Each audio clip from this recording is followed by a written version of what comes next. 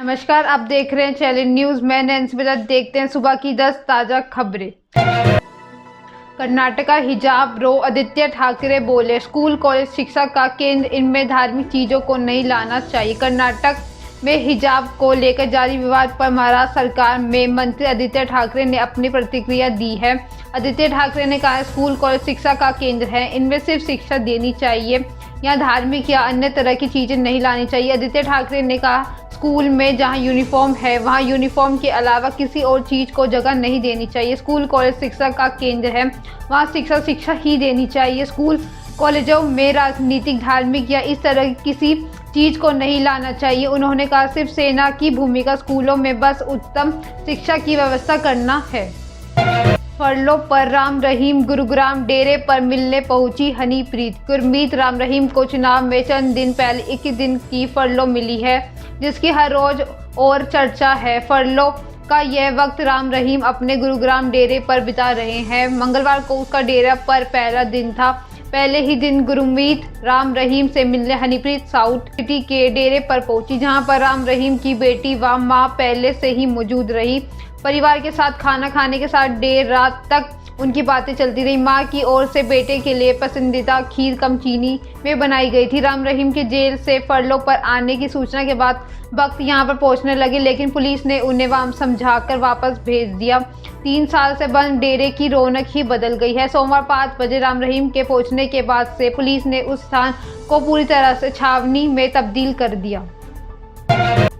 लातेहार में पुलिस और जेजेएमपी नक्सलियों के बीच जबरदस्त मुठभेड़। पुलिस को पहले से ही इलाके में नक्सलियों के होने की गुप्त सूचना मिली थी। इस सूचना के आधार पर बरवाडी सर्किल इंस्पेक्टर चंद्रशेखर चौधरी के नेतृत्व में बरवाडी थाना प्रभारी श्रीनिवास सिंह ने छिपादोहर थाना और मनिका थाना के साथ मिलकर नक्सलियों के विरुद्ध ये बड़ी कार्रवाई की है। नक्सलियों के बीच जबरदस्त मुठभेड़ हुई है। पुलिस के द्वारा दी गई जानकारी के अनुसार यहाँ लगभग 25 से 30 की संख्या में नक्सलियों के होने की बात कही जा रही है।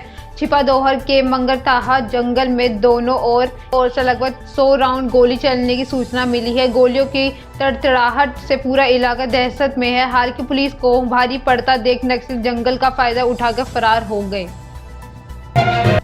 हिजाब का मामला सुप्रीम कोर्ट पहुंचा। कर्नाटक में चल रहा हिजाब विवाद अब सुप्रीम कोर्ट पहुंच गया है। इसे चीफ जस्टिस के बेंच के सामने मेंशन किया गया है। एडवोकेट और कांग्रेस नेता कपिल सिब्बल ने सुप्रीम कोर्ट में केस को अपने पास ट्रांसफर करके सुनवाई की गुजारिश की है। कपिल सिब्बल ने सुप्रीम कोर्ट में यह भी कहा है कि मामला पूरे देश में फैलता जा रहा है। हालांकि कोर्ट ने इस पर जल्द सुनवाई से इनकार कर दिया है। कोर्ट ने अभी कर्नाटक में हाईकोर्ट से इसमें जुड़ी याचिकाओं को ट्रांसफर करने से भी इनकार कर दिया है। कोर्ट ने इसे कहा है कि जब मामला हाई कोर्ट में है तो इस स्टेज पर दखल देने का क्या मतलब है। कोर्ट ने इस पर सुनवाई के लिए कोई भी तारीख तय करने से भी इनकार किया।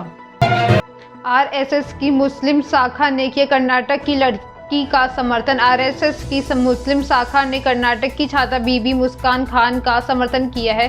संघ ने कहा है कि हिजाब या पर्दा भी भारतीय संस्कृति का हिस्सा है। आरएसएस मुस्लिम विंग मुस्लिम राष्ट्रीय मंच के हिजाब पहनने के बीबी मुस्कान की याचिका का समर्थन किया है और उसके आसपास के भगवा उन्माद की निंदा की है। मुस्लिम राष्ट्रीय मंच के अवध प्रांत संचालक अनिल सिंह ने कहा है कि हमारे समुदाय की एक बेटी और बहन है, हम उसके संकट की घड़ी में उसका साथ खड़े हैं।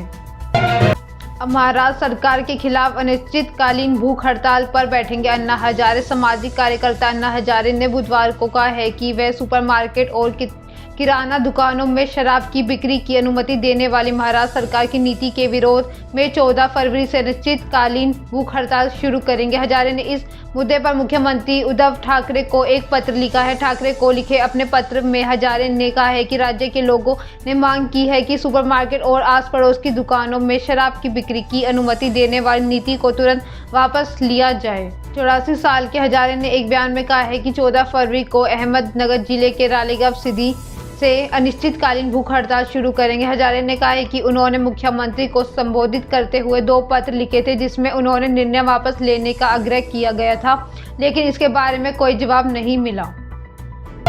कर्ज में दबे कारोबारी ने फेसबुक लाइव पर खाया जहर। बागपत के एक जूता व्यापारी ने कर्ज से परेशान होकर मंगलवार की दोपहर जहर खाकर जान देने की कोशिश की है। उसको ऐसा उसको ऐसा करते देख पत्नी ने उन्हें रोका, लेकिन जब वे नहीं माने तो पत्नी ने भी जहर खा लिया।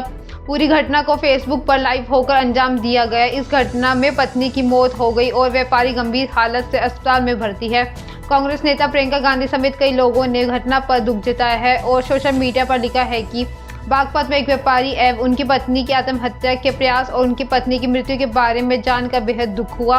परिजनों के प्रति शोक संवेदनाएं मैं ईश्वर से प्रार्थना करती हूँ। श्री राजीव जी को जल्द स्वास्थ्य लाभ मिले। व्यापारी का नाम राजीव तोमर है और वह रमाला थाना क्षेत्र के कासिमपुर खेड़ी गांव निवासी हैं।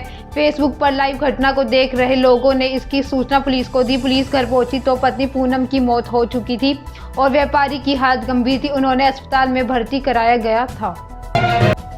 चीन ने दिया भारत को झटका, पाकिस्तान को किया खुश। चीन हाल में पाकिस्तानी छात्रों को पढ़ाई के लिए वापस बुलाने की तैयारी की घोषणा की है, लेकिन भारतीय छात्रों को देश वापस बुलाने को लेकर चीन ने कोई स्पष्टता नहीं दिखाई है। चीन के विदेश मंत्रालय ने भारतीय छात्रों के वापस बुलाए जाने के सवाल पर गोलमोल जवाब दिए हैं।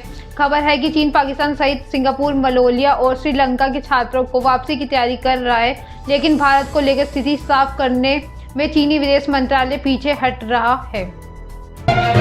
भारतीय धुरंधरों ने दिया अंडर-19 खिलाड़ियों को तोहफा। भारत और वेस्टइंडीज के बीच खेली जा रही 3 मैचों की वनडे इंटरनेशनल सीरीज को भारतीय टीम ने जीत लिया है। भारतीय टीम ने वनडे सीरीज के पहले 2 मैच जीतकर सीरीज पर कब्जा जमा लिया है और एक तरफ भारतीय टीम ने धुरंधरों ने युवा खिलाड़ियों को तोहफा दिया है। जी हां, टीम इंडिया ने ये वनडे सीरीज अंडर-19 विश्व कप 2022 विजेता भारत के युवा टीम के सामने जीती है।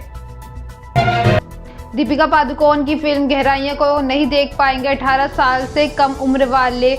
जब से दीपिका पादुकोण, अनन्या पांडे, सिद्धांत चतुर्वेदी और धैर्य करवा की फिल्म गहराइयां का ट्रेलर सामने आया है, फैंस फिल्म में काफ़ी सारे किस और इंटीमेट सीन्स की चर्चा कर रहे हैं, जिससे कोई आश्चर्य नहीं है कि निर्देशक शकुन बत्रा की इस बोल्ड फिल्म को अब सिर्फ 18 साल या उससे ऊपर की उम्र वाले ही देख सकते हैं, क्योंकि केंद्रीय फिल्म प्रमाणन बोर्ड की तरफ से फिल्म को ए सर्टिफिकेट दिया गया है। ये थी सुबह की 10 ताज़ा खबरें। ऐसी अपडेट्स के लिए बने रहे हमारे साथ। हमारे चैनल को लाइक करें, कमेंट करें एंड सब्सक्राइब करना ना भूलें। धन्यवाद।